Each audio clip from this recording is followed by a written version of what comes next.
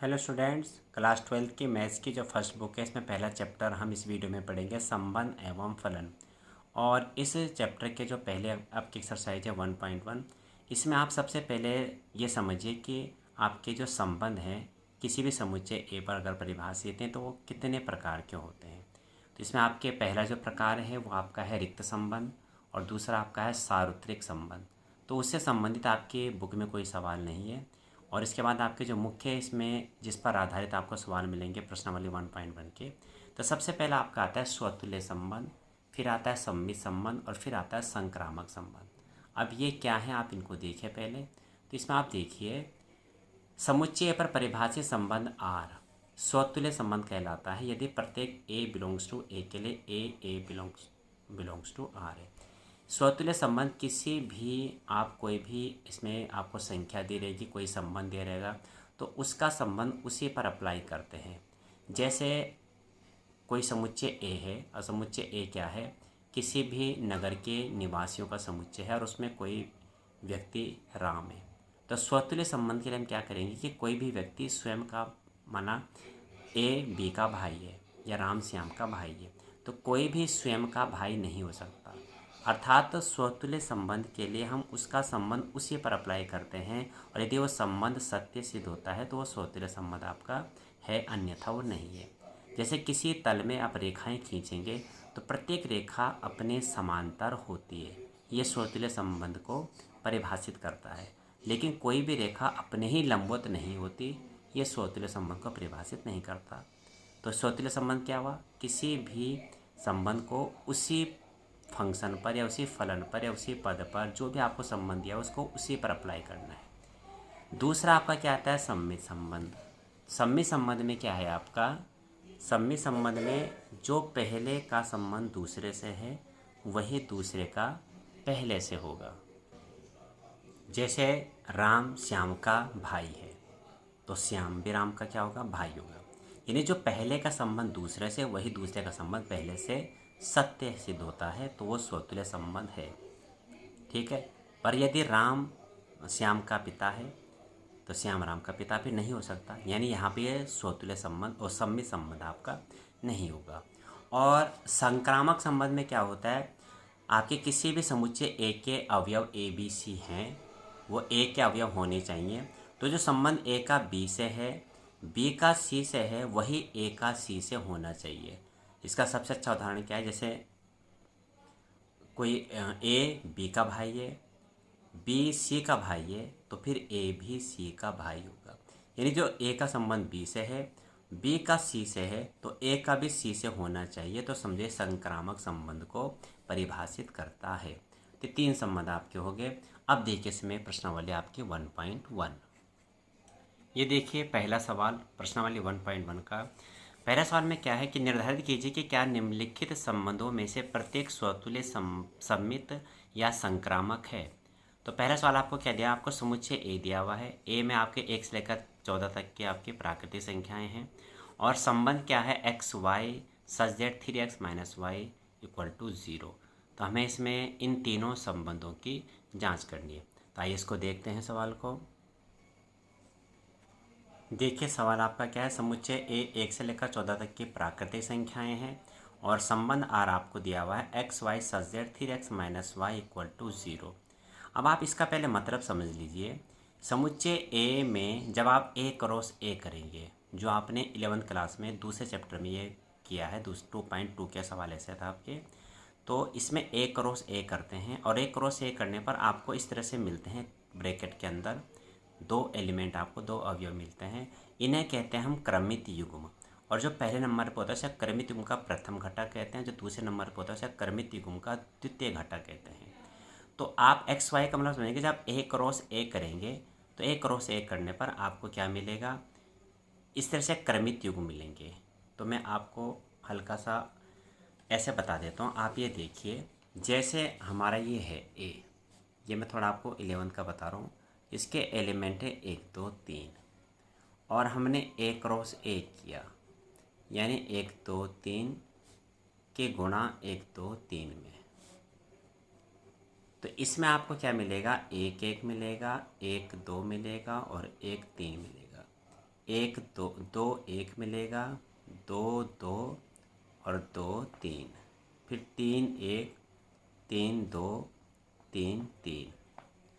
तो इन्हें हम क्रमित युग्म कहते हैं, ऑर्डर पेयर। ये क्रमित युग्म हो गए, ऑर्डर पेयर हो गए। और इसमें इन्हें कहते हैं क्रमित युग्म का प्रथम घटक, ये फर्स्ट कंपोनेंट, ये द्वितीय घटक है सेकंड कंपोनेंट। तो यहाँ पे जब आप देखेंगे ये x का मतलब है कि जब आप एक रो से करते हैं तो x क्रमित युग्म के प्रथम घटक को दर्शाता है, ये क्रमित युग्म के द्वितीय घटक को दर्शाता है।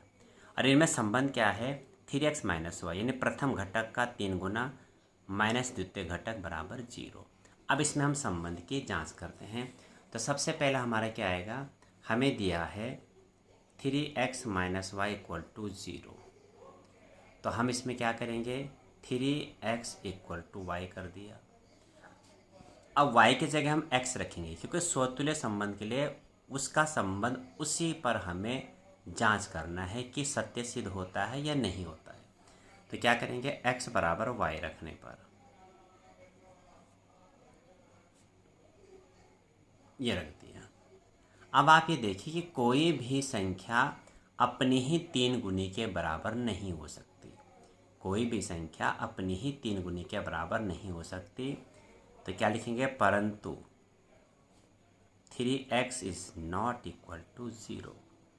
क्यों, 3x ≠ x आएगा, सॉरी। कोई भी संख्या अपनी ही 3 गुनी के बराबर नहीं हो सकती, अतः यह स्वतुल्य संबंध नहीं है। तो हम क्या लिखेंगे, because a does not belongs to R, अतः स्वतुल्य संबंध नहीं है, अतः स्वतुल्य संबंध नहीं है। अब हमें सममित के लिए चेक करना है। तो सममित के लिए क्या करेंगे, ये था स्वतुल्य के लिए, यहाँ जगह स्वतुल्य, ये स्वतुल्य हो गया। अब सममित के लिए, तो सममित के लिए क्या करेंगे, जो पहले का संबंध दूसरे से है वही दूसरे का संबंध पहले से होना चाहिए। कैसे, अब यहाँ पे आप देखिए कि 3x = y है, 3x = क्या है, y, यानी क्रमित युग्म का द्वितीय घटक पहले के 3 गुने के बराबर है। क्लियर। परंतु अगर y x के 3 गुने के बराबर है तो x फिर y के 3 गुने के बराबर नहीं हो सकता।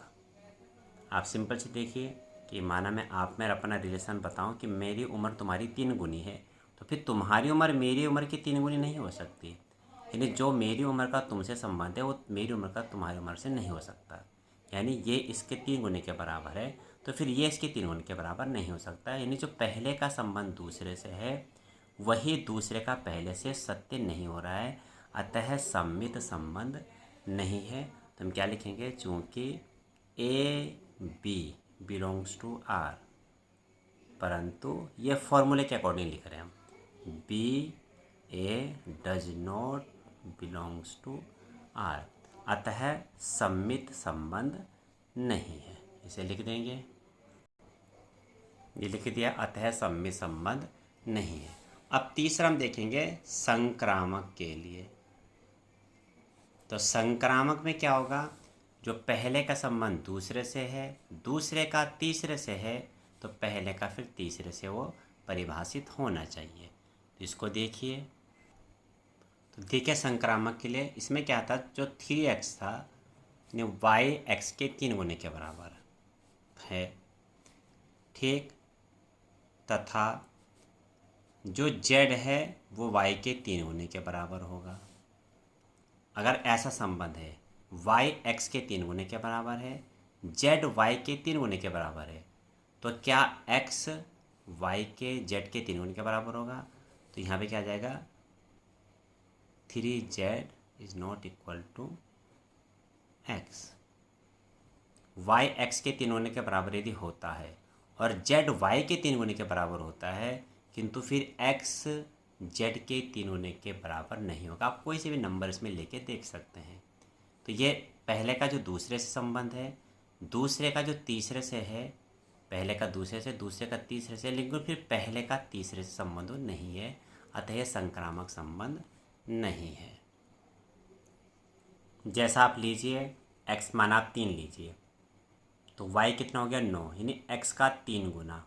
x आप 3 लीजिए तो x का 3 गुना, 3 तिया 9, ठीक है। y क्या होगा 9, y का 3 गुना 9, 9 तिया के 27, यानी z कितना है 27 है। अब z का 3 गुना 27 का 3 गुना कितना 81, लेकिन x हमने क्या लिया था 3, नहीं आ रहा ना बराबर, यानी ये संक्रामक संबंध नहीं है। तो ये आपका पहला पार्ट इसमें हुआ। अब देखिए इसका अगला पार्ट, इसमें हम लिख देंगे क्या, अतः संक्रामक संबंध नहीं है। अब आप फॉर्मूले के अनुसार इसको लिखना चाहते हैं तो आप लिख सकते हैं क्या, चूँकि A B belongs to R, B C belongs to R, परंतु A C does not belongs to R, अतः संक्रामक संबंध नहीं है, अतः संक्रामक संबंध नहीं है। अब देखिए इसका अगला पार्ट, सेकेंड पार्ट में आप देखिए प्राकृतिक संख्याओं का समुच्चय आपको दे रखा है n, यानी जो समुच्चय a क्या है वो प्राकृतिक संख्याओं का समुच्चय है, और संबंध क्या है इसमें x y such that y equal to x+5, यानी क्रमित युग्म का जो दूसरा घटक है वो पहले घटक से 5 ज़्यादा है और x क्या है 4 से कम है, इसमें संख्याएं द्वारा परिभाषित संबंध r आपको दे रखा है। तो हमें बताना है कि जो r क्या है संबंध स्वतुल्य, सममित या संक्रामक में से है कोई या नहीं है। ये आपको दिया हुआ है सवाल नंबर सेकंड, इसका पार्ट जो है ए आपको प्राकृतिक संख्याओं का समुच्चय दे रखा है, यानी ए आपका 1 2 3 4 ऐसे अनंत तक हो गया।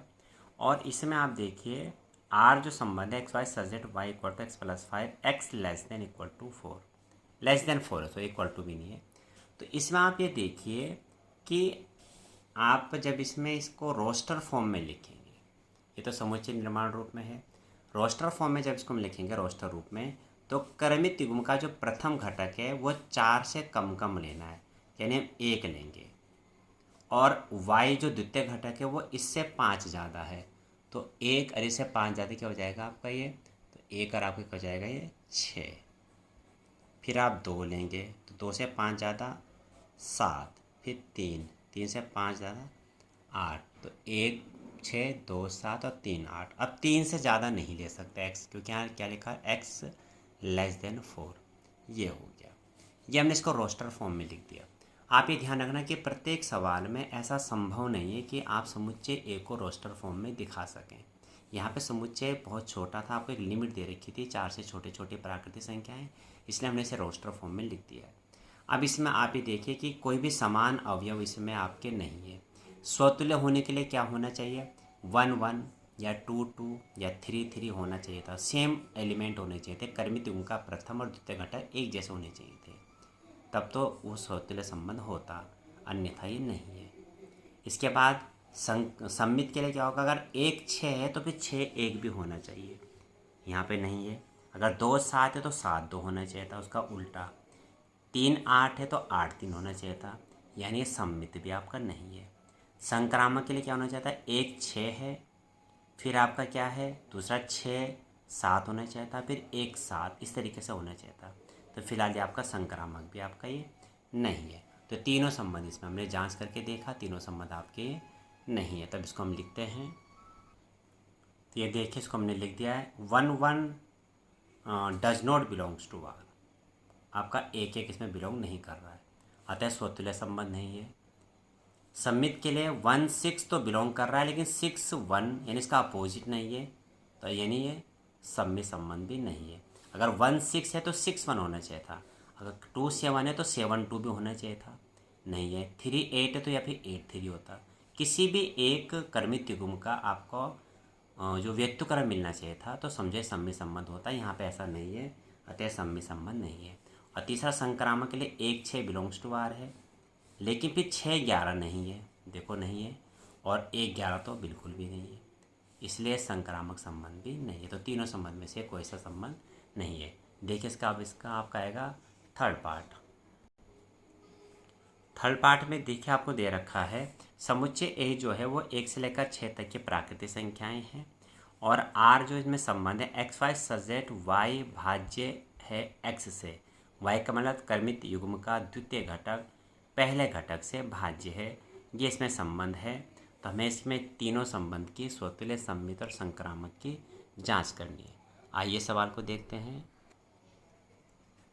ये देखिए समुच्चय ए आपका क्या है, 1 से लेकर 6 तक के प्राकृतिक संख्याएं हैं और संबंध आपको बता दिया x y such that y भाज्य है एक्स से। अब इसमें आप ये देखिए कि इसमें आपके समुच्चय ए में 6 अवयव हैं। हम इसका ए क्रॉस ए कर सकते हैं। ए क्रॉस ए करेंगे तो आपको पूरे 36 एलिमेंट मिलेंगे। जैसे कि आपने कक्षा 10th में आपने 2 पासों को जब फेंका जाता है तो जो कुल संभावित परिणाम आपके 36 होते हैं, बिल्कुल वहीं पे वही परिणाम आपको मिलेंगे। 1 1 1 2 1 3 1 4 1 5 1 6, 2 1 2 2 2 3 2 4 2 5 2 6, ऐसे 3 1 3 2 4 1 4 4 5 5 6, पूरे 36 परिणाम मिलेंगे। लेकिन संबंध इसमें क्या है, जब हम आर को रोस्टर फॉर्म में लिखेंगे तो जब आर आए रोस्टर फॉर्म में आएगा तो हमें क्या लिखना है, वाई भाज्य है एक्स से। यानी हमें क्रमित युग्म के वही घटक लेने हैं जिसमें सेकंड नंबर की जो संख्या होगी पहले वाले से कटती हो, यानी उसके पहाड़े में आती, उससे वो भाज्य हो। तो इसमें क्या होगा, जैसा आपका 1 1 आएगा, 1 1 से भाज्य है। फिर आपका 1 2 आएगा, 1 3 आएगा, 1 4 आएगा, 1 5 आएगा और 1 6 आएगा।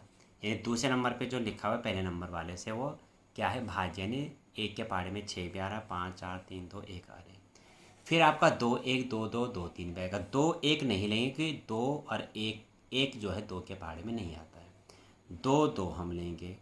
2 3 नहीं लेंगे, 3 के पहाड़े में 2 नहीं आता है, ठीक है ना, सॉरी 2 के पहाड़े में 3 नहीं आया। फिर 2 4 लेंगे। 2 5 नहीं ले सकते, 2 6 लेंगे। फिर 3 1 नहीं लेंगे, 3 2 नहीं लेंगे, 3 3 लेंगे। हमें ये देखना है कि जो सेकंड नंबर पे लिख रहा हूँ पहले नंबर वाले से वो क्या हो, भाज्य हो। 3 4 नहीं लेंगे, 3 5 नहीं, 3 6 लेंगे। फिर 4 नंबर पे आएंगे तो 4 1 नहीं लेंगे, 4 2 नहीं, 4 3 नहीं, 4 4 लेंगे केवल। 4 5 नहीं लेंगे, 4 6 नहीं लेंगे। क्यों, क्योंकि 6 के पहाड़े में 4 के पहाड़े में 6 नहीं आता है। 5 1 नहीं, 5 2 नहीं, 5 5 आएगा केवल। फिर 6 आपका 6 6 आएगा। ये हमने क्या करा, संबंध जो आपको दिया था समुच्चय निर्माण रूप में, इसको हमने रोस्टर फॉर्म में लिख दिया। अब आप तीनों संबंध बड़ी आसानी से देख सकते हैं। देखो इसमें एक जैसे एलिमेंट संबंध में आ रहे, एक जैसे मतलब 6 6 आ रहा है, 5 5 आ रहा है, 4 4 आ रहा है, 1 1 सेम आ रहा है, यानी स्वतुल्य संबंध है। सम्मित के लिए क्या करेंगे, सम्मित ये नहीं है। क्यों, क्योंकि 1 4 है तो फिर 4 1 नहीं है। जितने भी आप यहाँ पे कर्मित युग्म देख रहे हैं उसका उल्टा नहीं आ रहा कहीं पे भी। देखो 3 6 तो 6 3 नहीं मिलेगा आपको, 2 6 तो 6 2 नहीं मिलेगा। इसका मतलब क्या हो गया कि इसमें आपका सम्मित संबंध नहीं है। कहीं भी आप देख लीजिए 2 4 है तो 4 2 नहीं है, 2 6 तो इसका उल्टा कहीं नहीं, क्योंकि सेकंड नंबर पे वही संख्या लिख रहे हैं जो फर्स्ट वाले से पूर्णतः विभाजित हो। अब संक्रामक का आप देखिए, तो संक्रामक में क्या होगा आपका, देखो 1 3 है ये, और फिर 3 6 भी आपका आ गया, 1 3 आ गया, 3 6 आ गया, और 1 6 देखना आप, 1 6 आपका ये आ गया। देखो ये 6, यानी संक्रामक संबंध है। 1 3 पहले का दूसरे संबंध, 3 6 दूसरे का कोई तीसरे से संबंध, 1 6 पहले का फिर तीसरे से, यानी संक्रामक है। तो स्वतुल्य है, सम्मित नहीं है, असंक्रामक है। अब जितनी बातें मैंने समझाई है अब उन्हें मैं आपको लिख के दिखा देता हूँ। तो देखिए उनको, अब देखिए हमने इसको लिख दिया है। 1 1 बिलोंग्स टू आर, 2 2 3 3 4 4 5 5 6 6 ये लिख दी थी मैंने, 20 के नहीं लिखे। आपको इसे भी एक एलिमेंट लिख दीजिए, वो स्वतुल्य आपको परिभाषित हो जाएगा। यहाँ पे 1 2 तो बिलोंग कर रहा है लेकिन 2 1 नहीं कर रहा है, सम्मित नहीं है, अभी आपको बता देते मैंने। और 1 3 कर रहा है, 3 6 कर रहा है, लेकिन 1 6 भी कर रहा है, इसलिए संक्रामक है। तो स्वतुल्य संक्रामक है किंतु सम्मित नहीं है। अब देखिए इसका अगला चौथा पार्ट। चौथे पार्ट में देखो क्या दे रखा है आपको, दे रखा समुच्चय जो है समस्त पूर्णांकों का समुच्चय जेड में, यानी जो समुच्चय ए जिसको हम बोलते थे वो समस्त पूर्णांकों का समुच्चय यहाँ पे। और संबंध क्या है, x y such that x minus y एक पूर्णांक है, यानी कर्मित युग्म के पहले घटक में से दूसरे घटक को घटाएंगे तो तो आपको एक पूर्णांक संख्या मिलेगी। ऐसा संबंध इसमें परिभाषित दिया गया है, द्वारा परिभाषित संबंध आर है। तो हमें बताने स्वतुल्य, सममित या संक्रामक में तीनों को चेक करना है इसमें। अब देखिए इसका सवाल नंबर, ये पार्ट इसका थर्ड ये दिया है इसमें आपको। चौथा पार्ट, ए क्या है, समस्त पूर्णांकों का समुच्चय है, और आर आपको दिया x y subject x minus y एक पूर्णांक है। अब इसमें आप स्वतुल्य के लिए जब चेक करेंगे तो स्वतुल्य में आपके जो भी पूर्णांक, जितने भी पूर्णांक इसमें, इसको रोस्टर फॉर्म में हम नहीं लिख सकते, तो जितने भी पूर्णांक है जब कर्मित युग्म आप उसमें बनाएंगे तो विभिन्न प्रकार के कर्मित युग्म बनेंगे आपके। एक्स माइनस वाई यानी द्वितीय घटक में से पहला घटक को आप घटाओ, नहीं सॉरी, पहले घटक में से द्वितीय घटक को घटाएंगे तो पूर्णांक मिलेगा। अगर आप पहले में से पहले को ही घटाएंगे तो भी पूर्णांक मिलेगा। यानी अगर 3 में से 2 को घटा के पूर्णांक मिल रहा है तो 3 को 3 में से घटाएंगे, उसी संख्या को उसी में से घटाओ तो आपको मिलेगा 0। और 0 एक पूर्णांक होता है, यानी स्वतुल्य संबंध है। यहाँ पे संबंध है कि आप जो माइनस करेंगे वो पूर्णांक होगा, ये संबंध इसमें है। तो पहले उसका संबंध उसी पर अप्लाई करना है, यानी x में से आप x को घटाओ, एक्स वाई के यहाँ पे पूर्णांक है, तो पूर्णांक में से अगर पूर्णांक को ही घटाएंगे तो आपको पूर्णांक ही मिलेगा, यानी स्वतुल्य संबंध है। दूसरा क्या आ जाएगा आपका, अगर x में से y को घटा के पूर्णांक आ रहा है तो y में से x को घटा के भी पूर्णांक आएगा। एग्जाम्पल के लिए 3 में से 2 को घटाया 1 पूर्णांक है, 2 में से अब 3 को घटाओ -1 आया तो पूर्णांक ना, घटाने पे 1 आया और -1 आया, लेकिन आया तो पूर्णांक। दोनों पूर्णांक है, एक धनात्मक पूर्णांक है, एक ऋणात्मक पूर्णांक है, यानी पूर्णांक को वो बिलोंग कर रहा है। इसका मतलब ये स्वतुल्य सममित संबंध है। और तीसरा क्या आ जाएगा आपका, संक्रामक के लिए, तो अगर x माइनस वाई एक पूर्णांक है, y माइनस जेड एक पूर्णांक है, तो z माइनस एक्स भी पूर्णांक होगा। यानी 3 में से 4 को घटाया 1 आ गया, 4 में से 5 को घटाया, 3 में से 4 को घटाया -1 आया, 4 में से 5 को घटाया -1 आया। अब 3 में से 5 को घटाएंगे तो -2 आएगा, लेकिन -1 -2 जो आपके हैं सब पूर्णांक है, आ तो पूर्णांक रहे हैं, तो यानी संक्रामक संबंध भी है। तो इसमें तीनों संबंध हमारे हैं, तो तीनों का अब लिख देते हैं इसी प्रकार से। ये देखिए आप, इसमें x माइनस एक्स एक पूर्णांक है, किसी भी पूर्णांक को उसी पूर्णांक में से घटा देंगे, स्वयं का संबंध स्वयं पर अप्लाई हो रहा है, यानी स्वतुल्य संबंध है। संक्रामक और सममित में देखिए x माइनस वाई पूर्णांक है तो y माइनस एक्स भी पूर्णांक होगा। अभी आपको मैंने बताया था, 3 में से 4 को घटाया पूर्णांक, 4 में से 3 को घटाया पूर्णांक। हालांकि 3 में 4 को घटा के -1 आया है, लेकिन -1 भी एक ऋणात्मक पूर्णांक है। 4 में से 3 को घटाएंगे तो 1 आएगा, एक धनात्मक पूर्णांक है। तो यहाँ केवल पूर्णांक की बात हो रही है, धनात्मक ऋणात्मक से यहाँ पे कोई मतलब नहीं है। और तीसरा x माइनस वाई को घटाया पूर्णांक, y माइनस जेड को घटाया पूर्णांक, तो z में से x में से z को घटाएंगे तो भी एक पूर्णांक है, अतः संक्रामक संबंध है। आइए अब देखिए इसका अगला पार्ट, पाँचवा। अभी जो पाँचवा पार्ट है इसको आप ऐसे समझिए, देखिए इसमें क्या है, आपको जो समुच्चय ए यहाँ पे दिया होता है, हर एक सवाल में आपको समुच्चय दिया रहेगा। यहाँ पे ए क्या है, किसी नगर के निवासियों का समुच्चय, यानी किसी नगर में जो भी व्यक्ति रहते हैं वहाँ पे उनका समुच्चय है। अब इसमें जो पहला ए पार्ट है, इसका संबंध क्या दिया हुआ है कि x y such that x तथा वाई एक ही स्थान पर कार्य करते हैं। इसको मैं मौखिक समझा और आप समझ जाएंगे। अब जब स्वतुल्य हम संबंध को चेक करेंगे तो x जहाँ पे कार्य करता है वहाँ पे x भी कार्य करेगा, x और x एक ही स्थान पे कार्य करेंगे, फिर जहाँ पे राम कार्य कर रहा है वहाँ पे राम भी कार्य करेगा, तो यानी उसका संबंध उसी पर अप्लाई करना है और वह सत्य सिद्ध होता है, तो यानी आपका स्वतुल्य संबंध है। स्वतुल्य संबंध आ गया। अब सम्मित के लिए, सम्मित में क्या करते हैं, जो पहले का संबंध दूसरे से है वही दूसरे का पहले से होना चाहिए, यानी x का संबंध y से तो y का x होना चाहिए। और x और y में यहाँ क्या संबंध है, वो एक ही स्थान पर कार्य करते हैं, यानी x और y अगर एक ही स्थान पर कार्य करते हैं तो y और x भी एक ही स्थान पर कार्य करेंगे, यानी सम्मित संबंध है। और संक्रामक के लिए इसमें एक तीसरा वेरिएबल यानी चर हम z ले लेंगे, तो x y अगर एक स्थान पर कार्य करते हैं और y z भी एक स्थान पर कार्य कर रहे हैं तो x और z भी एक ही स्थान पर कार्य करेंगे, यानी संक्रामक संबंध भी है। अगले सवाल में जाइए, x y such that x तथा वाई एक ही मोहल्ले में रहते हैं। बहुत आसान है, ये भी आप समझ जाएंगे। एक्स और एक्स एक ही मोहल्ले में रहते होंगे, यानी स्वतुल्य संबंध है। सम्मित के लिए एक्स और वाई अगर एक ही मोहल्ले में रहते हैं तो वाई और एक्स भी एक ही मोहल्ले में रहेंगे, यानी सम्मित संबंध है। संक्रामक के लिए एक्स और वाई एक मोहल्ले में रहते हैं, वाई जेड भी उसी मोहल्ले में रहते हैं, तो एक्स और जेड भी उसी मोहल्ले में रहते हैं, यानी संक्रामक संबंध भी है। तीसरा आ जाइए, एक्स वाई सजेट एक्स वाई से ठीक ठीक 7 सेंटीमीटर लंबा है। कोई भी एक्स पहला व्यक्ति हो गया, वाई दूसरा व्यक्ति हो गया, तो एक्स जो है वाई से 7 सेंटीमीटर लंबा है। अब स्वतुल्य के लिए क्या करेंगे, स्वतुल्य में कोई भी व्यक्ति स्वयं से 7 सेंटीमीटर लंबा नहीं हो सकता। आपकी हाइट अगर 80 सेंटीमीटर 180 सेंटीमीटर तो 180 ही रहेगी आपकी हाइट, तो कोई भी व्यक्ति स्वयं से 7 सेंटीमीटर लंबा नहीं हो सकता, यानी उसका संबंध उसी पर अप्लाई कर रहे हैं और वो सत्य नहीं होता है, यानी ये स्वतुल्य संबंध नहीं है। ठीक है, कारण कोई भी व्यक्ति स्वयं से 7 सेंटीमीटर लंबा नहीं होता है। सममित के लिए x अगर y से 7 सेंटीमीटर लंबा है तो फिर y x से 7 सेंटीमीटर लंबा नहीं हो सकता। अगर मैं तुमसे 7 सेंटीमीटर बड़ा हूँ तो फिर तुम मेरे से 7 सेंटीमीटर बड़े नहीं हो सकते, यानी सममित संबंध नहीं है।